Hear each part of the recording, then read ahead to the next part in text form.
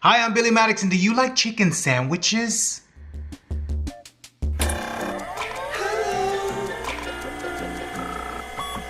So today we're going to be finishing up, it's the second part of the perfect bind. Although this cover doesn't have to be for a perfect bind, you can use it for a lot of different bindings. Very simple and easy. It's how to do a soft cover for a notebook.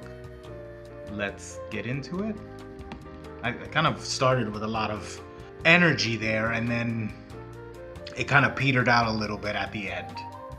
Also, I shot this in two parts, so it's been a few days since I did the first part of this notebook, but I had to wear the same t-shirt for continuity because I shot stuff on that day that I'm gonna use for this video, and you didn't need to know that, but in case you notice that my hair changes, or maybe that my glasses are different, I don't remember.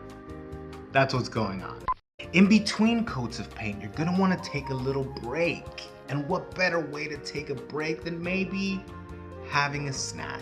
You gotta wait for that glue to dry, so you can't do anything on it. You can't keep working on it. Why don't you have yourself a little snack? I'm gonna have this giant chicken sandwich as a snack. Just kidding, it's a miniature sandwich. And that's what I'm gonna use for the cover. As I was doing this, I had a little snack and I had the thing, and it was my last little mini chicken sandwich. And I love chicken sandwiches. Why don't we use this as the cover? Why not? Why not? Let's try it. When you're working with found objects, they're not always going to be straight. So here I am just cleaning them up to make sure all my lines are parallel and straight. Now your spine dimension is going to be determined by your text block, but you're also going to want to do two lines flanking those dimensions by like 1/4 inch. You'll see why in a sec. You're going to take a bone folder and a straight edge and score on the inside of the cover. You're going to score those spine lines so that you can fold them easily inwards on each other. You'll see that there. See how it's sort of indented, and then it just folds all nice and nice. And you end up with a little, somewhere for your little text block to live. Now your other scores, those little 1/4 inch flanks, they're gonna be scored on the outside of the cover. If you've seen any soft cover book, you will see that they have these weird lines there. It's for the cover to sort of grip onto the text block a bit better, but also so that you can open the cover all the way without really putting too much stress on that.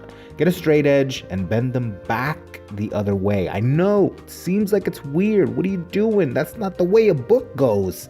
But yes, it does. Do you see the notches? That's gonna all get glued onto your text block. Get a line of glue and just put it right down the center. You're just going to spread it even where the spine's gonna go. Don't worry about the other ones just yet. Just right in there. And you're gonna connect the spine to this, to this dimension here. See, it sits right in there. Make sure it's nice and tight up against that spine. I'm clipping them here. You're then going to want to make sure you don't have any squeeze out. I mean, you're going to have some squeeze out. Press it down like this on the table just to make sure everything is in contact with the cover. And then just scoop up your squeeze out. Have a snack, I guess. That's part of the tutorial. Have a snack. Take off the clips. And then we're gonna glue in, I guess I'm just showing you that, like, look, it's now a book. I guess you could leave it like this, but I don't trust it. So go in that little 1/4 inch, you see that little 1/4 inch, the thing that we folded back the other way? That's where this other glue's gonna go. And then you're gonna shut your book. You're gonna shut that book real good. I don't know why I'm being so aggressive. Yeah, do the other side as well because, it has two sides. And then shut your book. Just shut your book ass up. Wait, what? Clean out any squeeze out of glue. I'm giving it a nice pinch. Look, there's glue coming out. Go ahead and, just scoop that up. And then clip it. You're done. You're going to let it dry.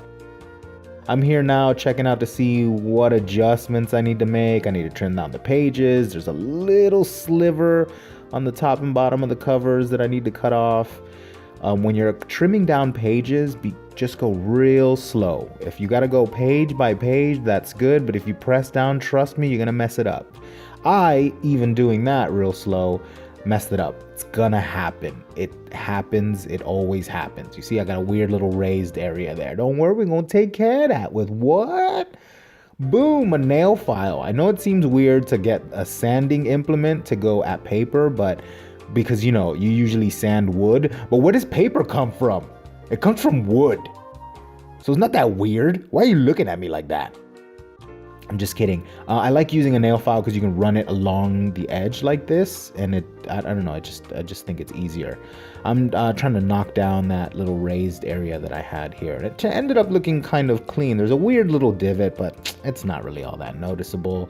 I mean, this is for, home use, and, if you're trying to start a business, I mean, just get good, noob.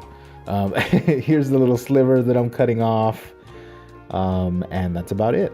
And that's pretty much it for our little notebook build. I hope you liked it. I don't know. Thanks so much for watching. Roll the thing!